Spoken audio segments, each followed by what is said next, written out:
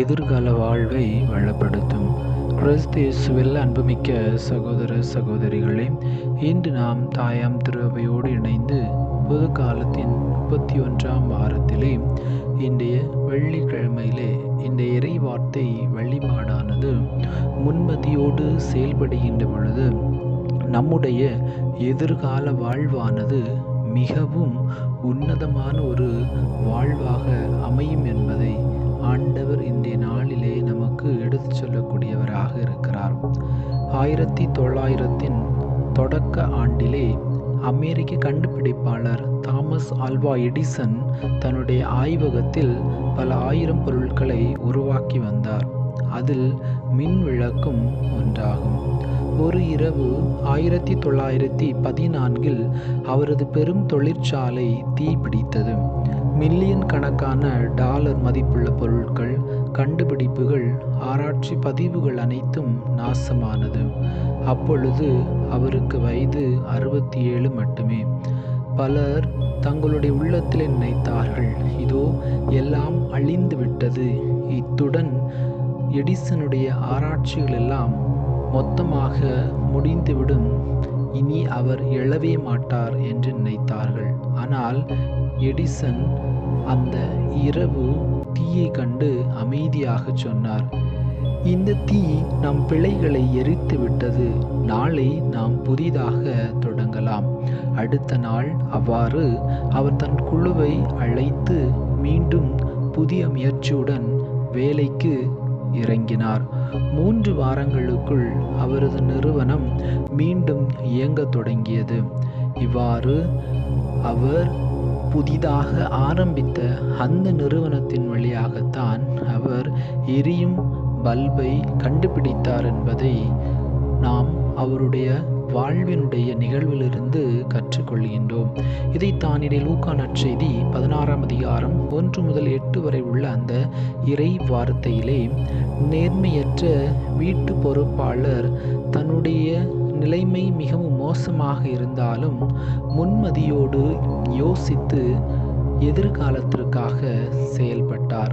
அதே போலத்தான் எடிசன் அப்பொழுது நடந்த அந்த நிகழ்வினால் அவருடைய ஆய்வகம் முழுவதும் எரிந்தாலும் எதிர்காலத்திலே என்னால் இந்த சமுதாயத்திற்கு ஒரு மாற்றத்தை கொண்டு வர வேண்டும், என் மூலமாக இந்த சமுதாயமானது மகிழ்ச்சியை நோக்கி பயணிக்க வேண்டும் என்பதைத்தான் அவர் உணர்ந்தார். அதே போலத்தான் இந்த நேர்மையற்ற வீட்டு பொறுப்பாளரும் அந்த மனிதர்களோடு எல்லாம் ஒருவேளை வஞ்சகமாக நடந்திருந்தாலும் கூட கடைசி நேரத்திலே தன்னுடைய முன்மதியை பயன்படுத்தி நல்ல ஒரு தீர்ப்பை வழங்கியதால் அந்த வீட்டு தலைவரும் அந்த வீட்டு பொறுப்பாளரை, நேர்மையற்ற வீட்டு பொறுப்பாளரை பாராட்டக்கூடிய அந்த ஒரு நிகழ்வை நாம் பார்க்கின்றோம்.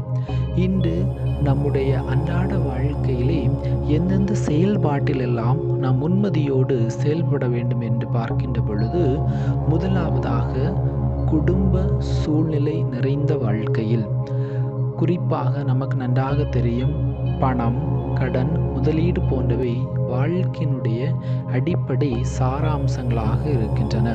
உதாரணமாக, ஒருவர் கடன் அதிகமாக கொண்டிருக்கிறார் என்றால் முன்மதியோடு திட்டமிட்டு செலவு செய்யவும், தேவையில்லாத பொருட்களை வாங்காமல் இருக்கின்ற பொழுதும் இந்த கடன் பிரச்சனையானது கொஞ்சம் கொஞ்சமாக குறைய ஆரம்பிக்கும். எதிர்காலத்திலே அவர்கள் மகிழ்ச்சியாக வாழ முடியும். இரண்டாவதாக, கல்வி மற்றும் தொழில் வளர்ச்சியிலே முன்மதியோடு செயல்படுதல். மாணவர் அல்லது தொழிலாளி தன் திறன்கள், வாய்ப்புகள், நேரத்தை முன்மதியோடு பயன்படுத்த வேண்டும். ஏனென்று சொன்னால், நாம் ஒருவேளை பயன்படுத்த வேண்டிய நேரத்தை சரியாக பயன்படுத்தாமல் இருக்கின்ற பொழுது போன நேரம் திரும்பி வராது. உதாரணமாக, படிப்பில் கடினமான பாடங்கள் இருந்தாலும் சுய ஒழுங்கும், திட்டமிடலும் மற்றும் புத்திசாலித்தனமான அணுகுமுறையால் சாதிக்க முடியும்.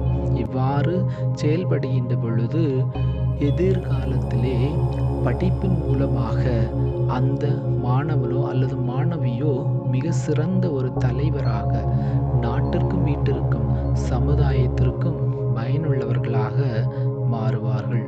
மூன்றாவது, உறவுகள் மற்றும் சமூக சூழ்நிலைகளிலே முன்மதியோடு செயல்பட வேண்டும். குடும்ப உறவுகள், நண்பர்கள், அலுவலக உறவுகள் போன்றவை மனித வாழ்வின் மிக முக்கிய பகுதி. ஒருவருடைய பூரண உணர்வு, சிந்தனையோடு உரையாடல், முன்மதியோடு முடிவு எடுப்பது உறவுகளை பாதுகாப்பதில் உதவும். உதாரணமாக, திடீரென்று ஏற்பட்ட கருத்து முரண்பாட்டால் அவசர முடிவுக்கு வராமல் புத்திசாலித்தனமாக நடந்து நீண்டகால நன்மைக்காக நிலையை சரி செய்ய வேண்டும். ஒருவேளை அவ்வாறு உறவுகளிலே ஏதாவது பிரச்சனை, சண்டைகள் வந்தாலும் காலையிலே நடந்தது என்றால் சூரியன் மறைவதற்குள்ளாகவே முன்மதியோடு செயல்பட்டு அந்த பிரச்சனைக்கு முடிவுக்கு கொண்டு வந்து உறவுகளை சரி செய்ய முன்மதியோடு செயல்பட வேண்டியது அன்றாட அவசியமாக இருக்கிறது. நான்காவதாக, அவசர மற்றும் கடும் சூழ்நிலைகள், குறிப்பாக பேரழிவு, விபத்து, நெருக்கடி நேரங்கள், வேலை நெருக்கடி, இயற்கை பேரழிவினால் வரக்கூடிய விபத்துக்கள் ஆகிய நேரங்களிலே முன்மதியோடு செயல்பட வேண்டும். அவ்வாறு முன்மதியோடு செயல்பட்டால்தான் நம்முடைய வாழ்வு வளமாகும். உதாரணம், தீ விபத்து நேரத்தில் பயங்கரவாத முடிவுக்கு முன் மக்களை பாதுகாப்பது, தற்காப்பு நடவடிக்கைகள் எடுப்பது, இதுவே புத்திசாலித்தனமாக மாறுகிறது.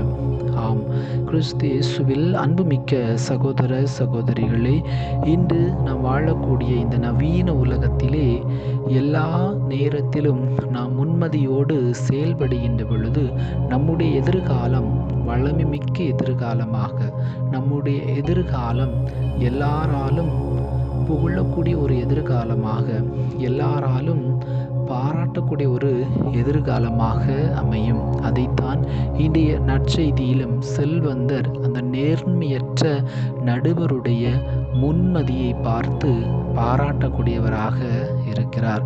அதே போலத்தான் தாமஸ் ஆல்வா எடிசனுடைய அந்த முன்மதியையும் இன்று உலகம் முழுவதும் ஒளியை கொடுக்கக்கூடியதாக மாறியது என்று சொன்னால் அவரிடம் இருந்த அந்த முன்மதி.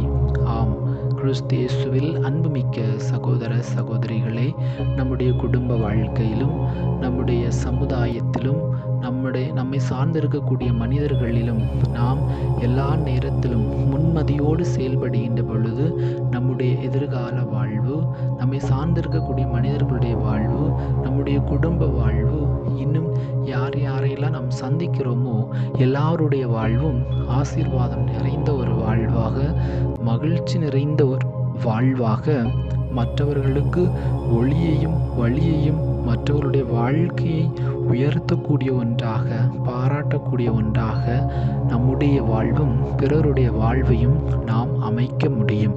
எனவே முன்மதியோடு செயல்படுவதற்கு தேவையான அருள் வேண்டி இந்த நாளிலே நாம் இறைவனை நோக்கி மன்றாடுவோம்.